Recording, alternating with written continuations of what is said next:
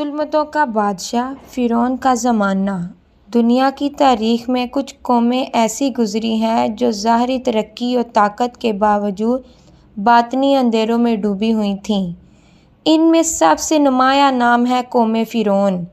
مصر کی سرزمین پر جب فراعنہ کی حکومت تھی، تب دنیا نے انسانوں پر انسانوں کی حکمرانی کا وہ سیاہ باب دیکھا جس کی مثال مشکل سے ملتی ہے۔ فرعون وہ حکمران تھا جس نے صرف حکومت پر ہی نہیں بلکہ انسانوں کے دین و قائد پر بھی قبضہ جمانا چاہا۔ اس نے خود کو خدا کہلوانا شروع کر دیا، نعوذ باللہ۔ انا ربک الاعلی، میں تمہارا سب سے بڑا رب ہوں۔ یہ وہ وقت تھا جب بنی اسرائیل کی قوم غلامی کی زنجیروں میں جکڑی ہوئی تھی۔ ان پر وہ ظلم ڈھائے جا رہے تھے جو انسانیت کے تصور سے بھی بعید تھے۔ مردوں کو ذبح کیا جاتا، عورتوں کو زندہ چھوڑا جاتا تاکہ نسل ختم ہو جائے۔ مصر کا منظر نامہ۔ مصر اس وقت علم، جادو، دولت اور طاقت کا مرکز تھا۔ اہرام مصر اپنی عظمت کے جھنڈے گاڑ چکے تھے۔ فرعون کے محل سونے، چاندی اور سنگ مرمر سے بنے ہوتے۔ ہر طرف فرعون کا سکہ چلتا۔ اس کے اشارے پر سینکڑوں غلاموں کی زندگیاں قربان ہو جاتی۔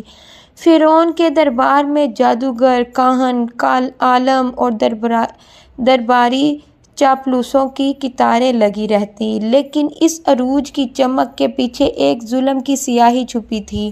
کوئی بھی شخص اگر فرعون کی الوہیت کو ماننے سے انکار کرتا تو اس کا انجام نہایت عبرتناک ہوتا۔ ایسے ہی اندھیروں میں کہیں کہیں ایمان کے چھوٹے چھوٹے چراغ بھی روشن تھے۔ کچھ لوگ دلوں میں سچے خدا کو یاد کرتے تھے، لیکن خوف کے مارے زبان پر خاموشی چھائی رہتی۔ انہی میں ایک عورت بھی تھی، ایک باندی، ایک کمزور عام سی عورت جس کی کوئی حیثیت نہ تھی، نہ مال، نہ جاہ، نہ قبیلہ، مگر اس کا دل ایسا تھا جس میں اللہ کی محبت جگمگاتی تھی۔ یہی عورت آگے چل کر قربانی، وفا اور توکل کی ایسی داستان رقم کرتی ہے کہ رحمت عالم صلی اللہ علیہ وسلم بھی اس کا ذکر کرتے ہوئے آنسو بہا دیتے ہیں۔ باندی کا پس منظر، ایمان کی چمک۔ ایک بے نام باندی، ایک روشن دل کا نام کیا تھا، کسی تاریخ نے محفوظ نہیں کیا، نہ اس کے والد کا نام، نہ قبیلہ، نہ نسل کا ذکر، مگر وہ جسے دنیا نے باندی کہا، اللہ کے ہاں اس کا مقام شہیدوں کا سردار تھا۔ وہ مصر کے کسی شاہی محل میں خدمت گزار تھی۔ جھاڑو دینا، پانی لانا، کپڑے دھونا، بچوں کو سنبھالنا، یہی اس کی زندگی تھی۔ مگر اس کی آنکھوں میں ایک الگ روشنی تھی۔ جب بھی آسمان کو دیکھتی کہتی، اے میرے رب، تو ہی میرا مالک ہے، نہ کہ یہ فرعون۔ فرعون خود کو خدا کہلواتا ہے، مگر اس باندی کا دل سچے رب کی معرفت سے لبریز تھا۔ وہ چپکے آسمان کی طرف ہاتھ اٹھا کر کہتی، اے اللہ، میرا جسم قید میں ہے، مگر میرا دل تیرے در پر سجدہ ریز ہے۔ ایمان اسے ایک ایسی طاقت دے چکا تھا جو فرعون کے قلعوں سے کہیں محفوظ تھی۔ دنیاوی حیثیت میں وہ کچھ نہ تھی، مگر روحانی عظمت میں آسمانوں سے جڑی ہوئی تھی۔ اس زمانے میں آسمان چھپانا پڑتا تھا، ایمان چھپانا پڑتا تھا۔ اگر کسی نے کہہ دیا کہ اللہ میرا رب ہے تو فرعون اسے جیتے جی جلا دیتا، پانی میں ڈبو دیتا یا سنسار کروا دیتا۔ باندی جانتی تھی کہ اس کے الفاظ اس کی موت بن سکتے ہیں، مگر وہ خاموشی سے اللہ کو یاد کرتی، دل میں کلمہ پڑھتی، لا الہ محمد رسول اللہ صلی اللہ علیہ وآلہ وسلم، نبوت کی بشارت کی صورت میں دل سے تسلیم۔ وہ ایک ماں بھی تھی، اس کے پاس چند چھوٹے بچے تھے، ان کو بھی وہ چھپ کر رب حقیقی کا نام سکھاتی، کہتی، بچوں، دنیا میں طاقت فرعون کے پاس ہے، مگر حقیقی بادشاہی صرف اور صرف اللہ کی ہے۔ ایک دن وہ شاہی محل میں فرعون کی بیوی کے لیے کنگھی کر رہی تھی۔ اچانک کنگھی اس کے ہاتھ سے گر گئی۔ اس نے بے ساختہ کہا بسم اللہ۔ فرعون کی بیٹی چونک گئی۔ تو نے کیا کہا؟ باندی تھرا گئی مگر فوراً بولی، میں نے اپنے رب کا نام لیا جو تیرا اور میرا بھی رب ہے۔ فرعون کی بیٹی نے اسے گور کر کہا، کیا تم میرے باپ کو خدا نہیں مانتی کیا؟ باندی نے کہا، نہیں، میرا رب وہ ہے جس نے آسمان و زمین پیدا کیے۔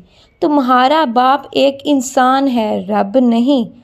یہ چھوٹا سا جملہ تھا مگر فرعون کے محل میں زلزلہ برپا ہو گیا۔ فوراً درباری بلائے گئے۔ فرعون کو اطلاع دی گئی کہ آپ کے محل میں کیا ہو رہا ہے۔ ایک باندی تیرے مقابلے میں خدا کا نام لے رہی ہے۔ اب فیصلہ ہو چکا تھا۔ ایک کمزور باندی کے ایمان کا ٹکراؤ ہونے والا تھا دنیا کے سب سے بڑے ظالم سے، جو کہ بہت ظالم تھا۔ فرعون کے دربار میں سوال جواب اور للکار، محل کی راہداریاں اور لرزتی زمین۔ فرعون کے محل کی راہداریاں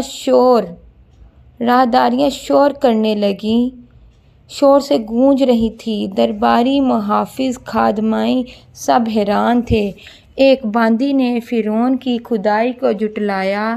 یہ بات اس عہد میں ایسی تھی جیسے سورج کو گالی دینا۔ اسے فوراً دربار میں پیش کیا گیا۔ فرعون تخت پر براجمان تھا۔ اس کے چہرے پر غرور کی چادر تنی ہوئی تھی، سونے کا تاج، قیمتی ریشمی لباس، ارد گرد جادوگر، سردار، سپاہی، سب صف آرا۔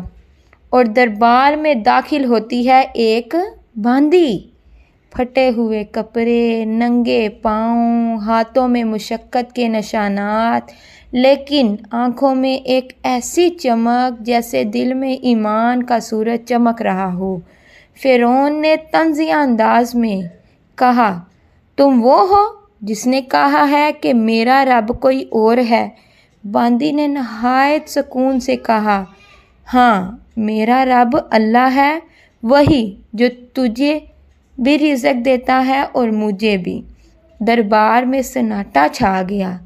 فرعون نے غصے میں کہا، کیا تو نہیں جانتی کہ میں رب ہوں؟ میری سلطنت، میرے لشکر، میرے محل، سب میرے حکم سے چلتے ہیں۔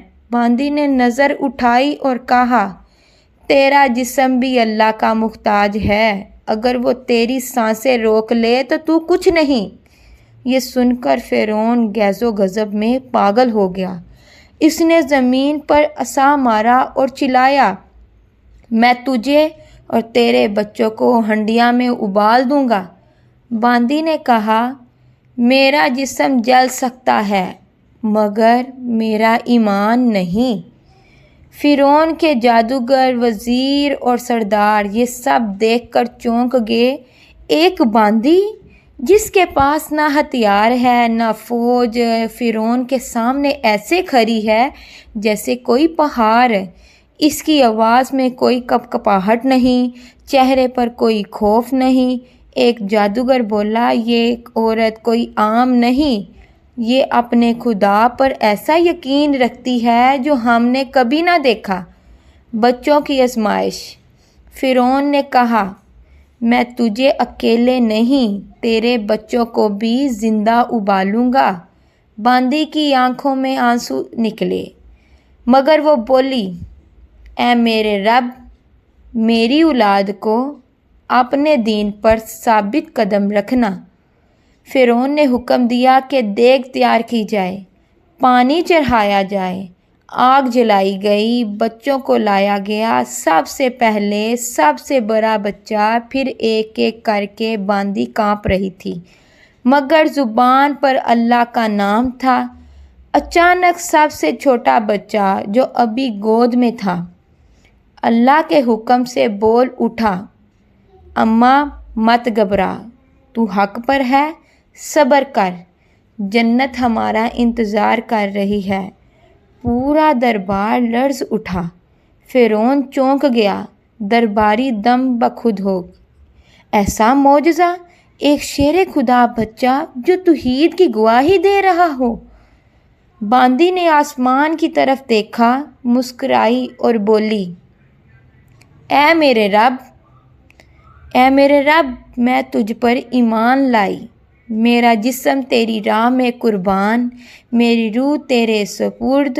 اور پھر ایک ایک کر کے ان سب کو دیگ میں ڈال دیا گیا۔ جب باندی کا جسم ابلتے پانی میں ڈالا گیا تو فضا میں ایک خوشبو پھیل گئی، فرشتے جوک در جوک ان کی روحوں کو لینے آئے۔